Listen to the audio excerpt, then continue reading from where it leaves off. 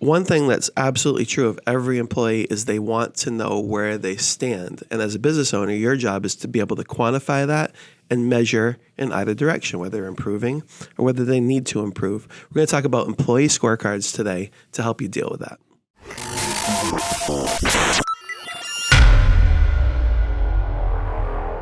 Hey, welcome back to Blunt Force Business. I'm Brian Fauci. And I'm Patrick Marino.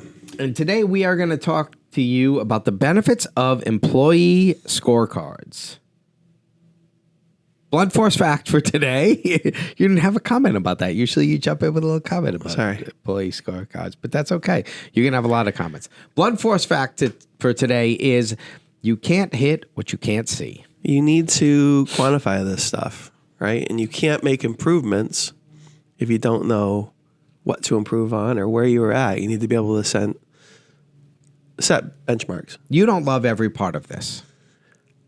I'm usually working in smaller environments. That's probably part of it. I think that one of the challenges as you scale is as your organization grows, I think that the business owner can really start to kind of lose the freaking plot. You know what I mean? Like just as it's like, okay, I have these people to deal with. I know every single one of them. I know how many kids they have. And like before you know it, now you're disconnected from that. So I think that like having like measurable, quantifiable things that like a business owner can kind of see in a snapshot, and that might help here. Mm-hmm. I think that just in general, like as much as I love data, I like data that's actually real and not. I don't like objective data, subjective data. I like objective data. Yeah. And to me, an employee scorecard, besides like the objective parts, how much have you closed? How much have you sold? Like, you know what I mean? Mm-hmm. Like, I think that the subjective parts, measuring subjective things, I get a little uncomfortable with sometimes. And this is a way to try to make it objective, right? What I love about the concept of scorecards is this. When you scale, you run into this really interesting dynamic where if you just have basic job descriptions, then it pretty much everybody gets hired under that job description with the same pretense, same goals almost, right? So it becomes very difficult for someone, you've done this before. You work in a job, someone is in that same job, and you compare what you do to what they do. Mm-hmm. You're like, we're making the same money. This one's over here doing whatever, and I'm over here doing this, and right? And you feel taken advantage of sometimes, right? Mm-hmm. And usually, and in my estimation, a lot of that's because you're sitting under the same, like, very vague umbrella of a job description. Right. What I love about employee scorecards is, one, it allows you to create very specific, measurable outcomes, and they can be different. Because just because you and I might be in the same job, right? You may have a certain little skill set, and I want to leverage that. And then Joey over here might have a different skill set, and I want to leverage that. So how do we do it? We do that with a scorecard. And we agree to it, right? So at the beginning, it's, hey, listen, you applied for the job. Here's what you've been doing. These are the things I'm going to measure you on for the next year. It might be different than the other person. If you wanted to, as the employee, you might be in a position to say, well, I want to leverage I want to talk about my compensation because I feel my scorecard's different than Joey's. If they, that may come up.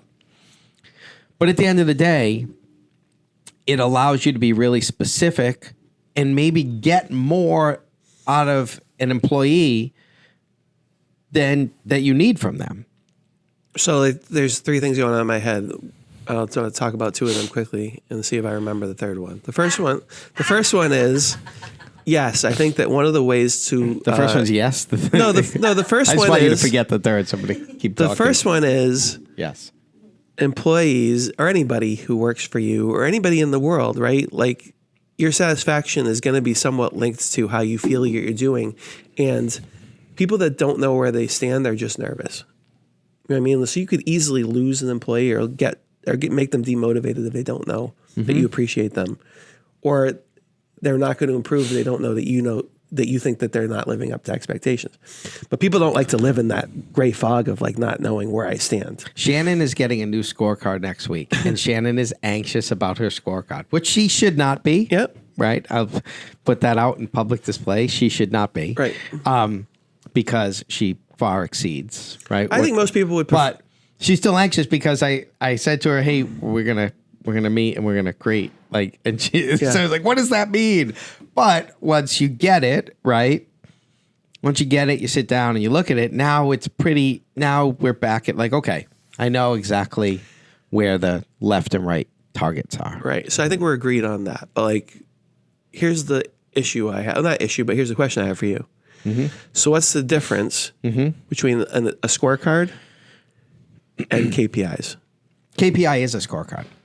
So there is no difference in my mind. So what about for people who don't necessarily have good, well-developed KPIs, right? So like that's first the off, problem. you're using acronyms on right. So in other words, like measurable. Like so, the easiest one is like in the sales position, right? How much money are you bringing in? Yep. How many deals are you creating? Yep. Right. Like these are easy performance indicators, right? So that's a scorecard. Absolutely. Right. So it's like, all right, so how much money are you bringing in? You make X percentage of that. And then what are the things what are the most key performance indicators? So basically like what are the most important statistics, data points that we can use to measure success? And right? what's fair. Right. Well, it's fair too. But like, I'm just saying like, to me, KPIs make sense. But like there's a lot of roles within the organization where that would have to be manufactured, and that's where I get into the subjective part. Well, I like to manufacture those with... So, like, Shannon's not making you any money, right? Directly, no. Yeah, so your KPIs are going to be very different from that. Yeah. Right, and so your job is going to have to be to figure out, is everything in the scorecard that you're going to have for her a KPI? Probably not, right? Because I don't think that's the way that you're doing this. I mean, I think you could consider it a KPI. I think you could. By breaking it down into the categories that let me give an example of how we did this, because I think what you're bringing up is the most important piece here. It's real easy to take the stuff that you can put an exact number on, which is always sales related stuff. Sales is easy, appointment setting, marketing things like that. Also I think is the marketing part of it can be easy because you can set a standard, right? Like we need, we're gonna hit X amount of these a week. Yeah. Just go online, right? Here was an example where these are your performance. So I'm differentiating between performance expectations, key performance indicators, and a scorecard. And you're saying I shouldn't be? I don't think you should be. Okay. Because the scorecards we use have the KPIs on them. Yep. Yeah. So they tie back, right? And they tie together with what the whole organizational goals are. But here's where we just did this. This is a great example. And Shannon was in on this meeting. We had a meeting, and we were talking about the high school entrepreneurial program we run. Okay. And so we were creating, in the process of the meeting, we were creating the scorecard for it. Or at the time, what we were saying is, what are the deliverables that we're going to hold the teachers accountable for? So what are some of the problems there? Right out the gate, right? We got teachers, they're going to teach a program with an end result of the students going through and developing a business plan. So what's some of the factors that that you think we might have had to consider in putting the actual, like, how we're going to judge the teacher on? Well, I know one of them would be like number of, I don't know if this is the case in your program, but number of kids who kind of complete the program. Okay, completion. Right, completion of the program. Number of the kids who, at the end of it, say that they had a positive experience. All right, so like an assessment score. Yeah. That's good. I like that. And then there would have to be some sort of post-mortem too. Like, is the program wanted back for the next year? I like where you were going with this. Those are all fantastic. The program wanted back. I didn't even think about that, but I think I might add that in because that's a good one. But one of the biggest discussions we had was the goal of the program is to get kids to produce a business plan. Right. Well, whether or not a kid produces a plan is completely out of control of the instructor. Right. Because you could just have a shitty kid. Right. Who doesn't care, right? We might go to a school and they might be like, yeah, we love your program. We want you to deliver it with these kids. And they may hand us a bag of shit. Right. Right? Oh, no kids are shit. But you get what I'm getting at, right? They may hand us we can't control that, okay? So at the end of the day, what we have is very much out of the teacher. So we discuss that a lot. Like, can we put a metric in here that a teacher is going to be judged on that directly relates to whether or not a student starts a business from the program? Probably not. We may want to measure it, right? But it seems like a very unfair metric. Yeah. And we were talking with our instructors having this conversation. So what we did was, this is a real subjective space, but we took things that were in the control of the instructor. Things like, what's your attendance rate as an instructor, right? What is, we did put one in there, like you said, how many people make it through the course, right? Doesn't have to be 100%, but right. We should be getting everyone through, doing what we need to do to get people through the course. Things like evaluations, right? You're going to hit an evaluation at the end with a 80 to 90% positive. Yeah. Something like that. Things like you're going to bring a minimum of 2 outside partners in. Okay. You're going to so you're going to bring an accountant in or an attorney in. So at minimum, 2 community resources are going to come in and co-teach a class with you. So these are all things that were, like you said, objective measures that were fair to evaluate, and the instructor can look at the scorecard and say, okay, like, I know what I need to do to hit this. Right. Is there some subjectivity in getting kids through the program? Yeah. But if your rate's really low, you're going to have to explain it. Right. If it's just low once, fine. But if every time the instructor, are getting 70% of the kids through, and everyone else is doing 80 and 90, well, now I know it's not that you just got a bad class. Right.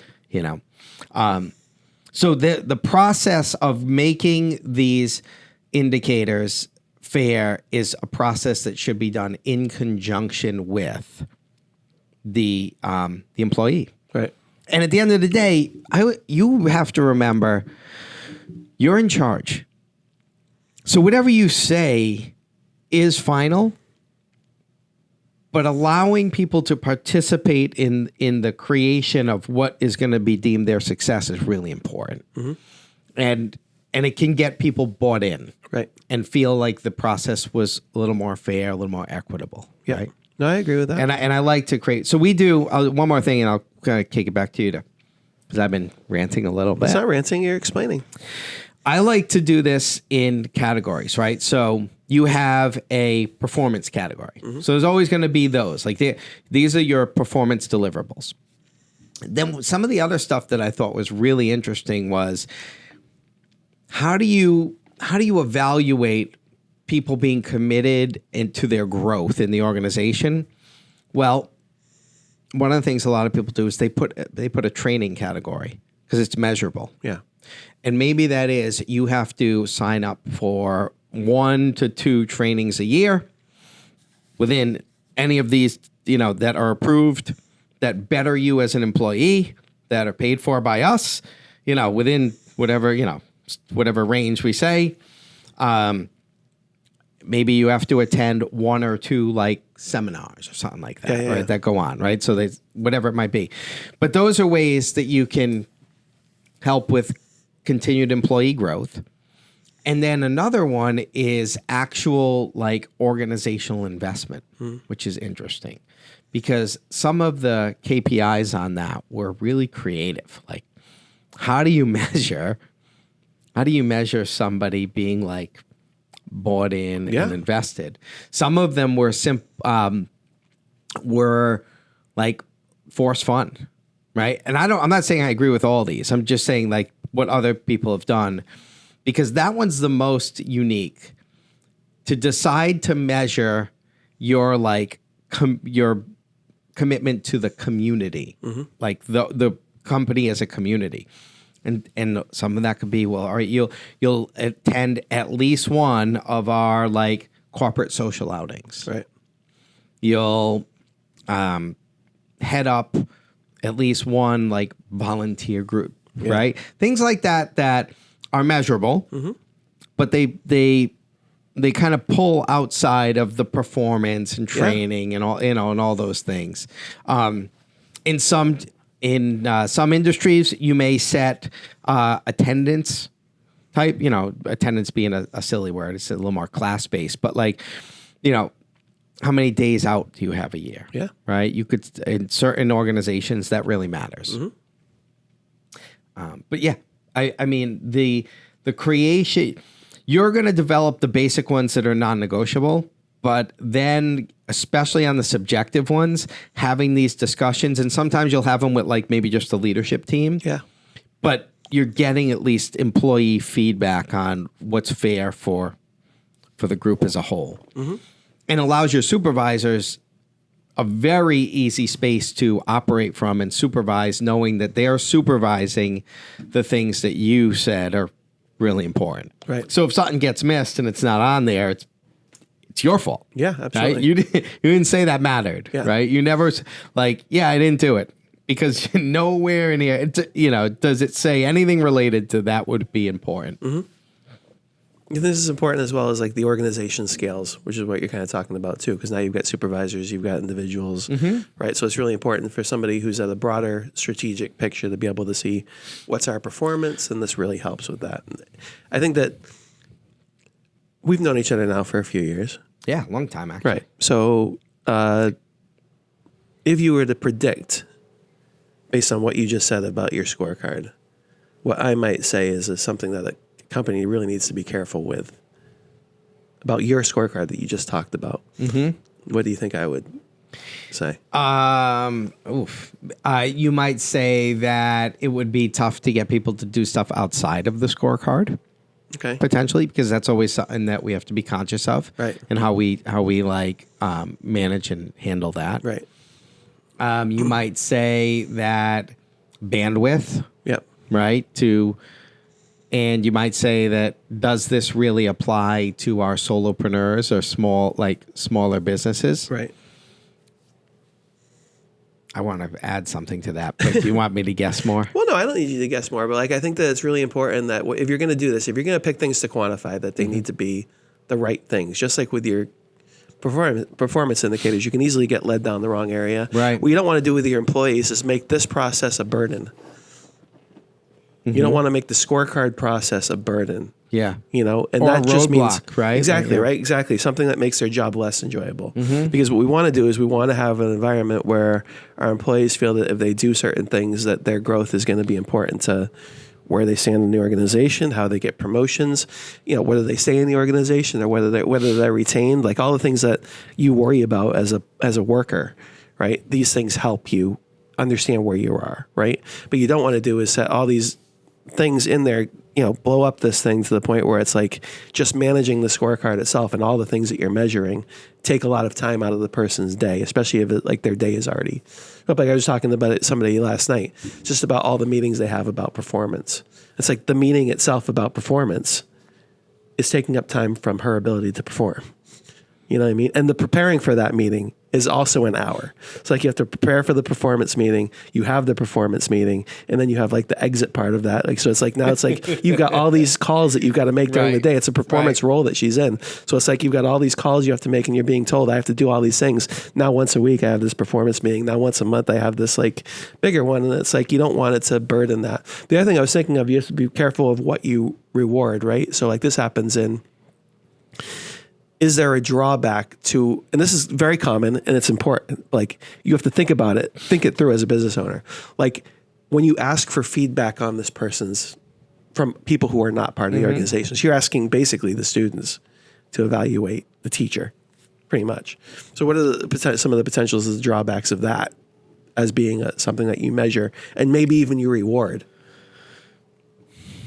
I think there's a lot of Yeah, exactly. Yeah. So it's like that, you want to be careful what you incentivize. Right. Right. Well, So if it's like if the teacher's just nice to everybody, Right. everyone was like, oh, that was wicked fun, but the course was no good. Right. You know what I mean? Right. Like that's part of it. Or like if you go, this is a big problem. We've talked about this with just bad key performance indicators on our call. You bring it back to like the medical industry. You bring it back to like primary care physicians, right? Primary care physicians are compensated by insurance companies based on how they perform in these outpatient surveys. And the outpatient, if somebody goes to you and says, hey, I want this drug that I saw online, and the doctor's like, no, because it's dangerous and it's not something you should do.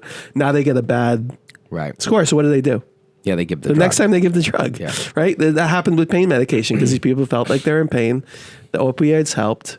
They wanted more opioids, and sometimes the doctors were making money out of it, but a lot of it was like, well, they would the doctor wouldn't be compensated. Exactly, they're going to find another doctor. Yeah, so it's like they're getting these bad surveys. So it's like you have to be careful what you're incentivized. Like with test scores, we go back to education. How do people do in the test scores? Yeah. If you incentivize that, what's the problem? The teacher just teaches how to take the test and doesn't teach the material. So that's it. Like I think it's just important for whoever it is who's doing this. And it's not to criticize. I'm more like talking it through. Like as a business owner, if you're going to have this process, you have to make sure it's not a burden. Make sure you're measuring the right things. You have to make sure you're not incentivizing the wrong things. You know what I mean? You have to really think it through. So part of it might just be balancing. Yeah. It's like you want to have this feedback, but you also want to have these other things that just in case there's a flaw, we've kind of offset it. Yeah. You have to review it because you will set a metric that will create a loophole. Yeah. Where, oh man, I didn't think that they would do that, you know, but they did. And now they're just... And like if the teacher's worried about people complaining, maybe they just like, hey, look, can I just freaking help you with this business plan and do it for you so I get my... Absolutely. Yeah, exactly. So I get everybody doing it. Right. We had an organization. I don't want to like... I know we're kind of public here, but like a lot of these nonprofit organizations, they have goals, right? And this is not an employee scorecard, but it's an organization scorecard, right? The entrepreneurship, how many businesses started out of this? You're speaking to the choir. And they're freaking like, they're not even true. Like, exactly. Like we used to go to... We used I should be very cautious here right now. So now how do you know performance? I've heard a contract I currently have, but we used to go to these meetings with these organizations. I'm going to just be very vague, but and people would put their numbers up. Yeah. And I would look at them. I'm like, "Fuck you! Yeah. Like you are so full of shit. Yeah. Like what are you classifying as a business start? Yeah. Like somebody put a dot but." Yeah, so absolutely, and then you feel the need, you feel pressure to compete with that. Yeah, because you're like, oh, I look bad now. Well, then that's what you're incentivizing the bad behavior, right? So it's like now you're going to behave badly because you're they afraid had of the wrong looking metrics. Bad. Yeah, they exactly. Had the wrong metrics. And it happens a lot in education because like there's pressure on these teachers to like make. And we're bringing it back because you were talking about education. But I was reading an article about University of Michigan and their DEI has just gone off the rails, right? Because you start off with this positive idea, like we're going to be more diverse, inclusive. That comes with it. These people are hired. Now, before you know it, there's this big bureaucracy. Yeah. Teachers have to do all the number of things. A huge reset now. You've just added now. It's like as part of their scorecards. Like it started off as like, okay, here's what we need to do.